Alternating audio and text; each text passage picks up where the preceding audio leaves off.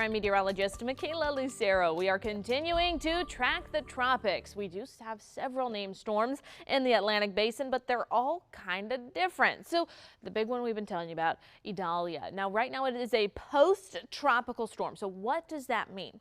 It means that the storm is still very powerful. I mean, winds are up to 65 miles per hour, so it's still a strong system, but it no longer has those characteristics of a tropical storm. So yes, it's still a significant system, but no, it no longer possesses all those characteristics to be classified as tropical. That is expected to change, though, as we head towards the weekend. It is expected to redevelop and get that eye of the storm once again and become a tropical storm as early as this weekend before weakening again as it moves back off into the ocean. We also have Franklin. Franklin's still a Category 1 hurricane, winds at 90 miles an hour, so it is starting to weaken. Every update we've gotten, winds have gotten weaker and weaker, but I mean, still 90 miles an hour, 74 miles per hour is what it takes to be a Cat 1, so it's still a pretty significant Cat 1.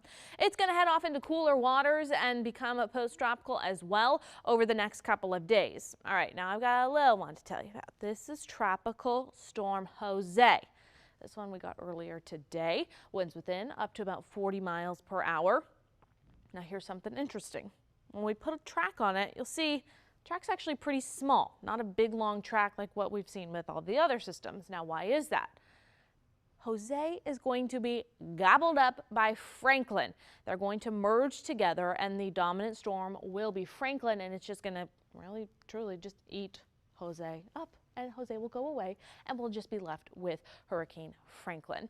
All of these hurricanes, believe it or not, are still going to have local impacts, mainly to our beaches. We're going to have a high risk for rip currents through Friday, and honestly, I really do think that's going to extend through the weekend. So if you are going out to the beaches for the holiday, it's something to keep in mind if you're going to be out there.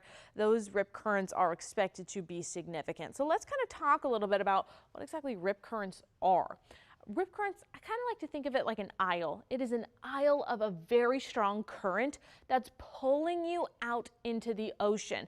It's not the entire beach. It really is just a thin strip of the ocean that's pulling you out. And it is so strong that even the toughest of swimmers can't swim against that current to get back into the shore. So if you find yourself caught in a rip current, here's what you need to do. You don't want to try and fight it because you're going to lose all of your energy really quickly. What you want to do is swim parallel to the shore.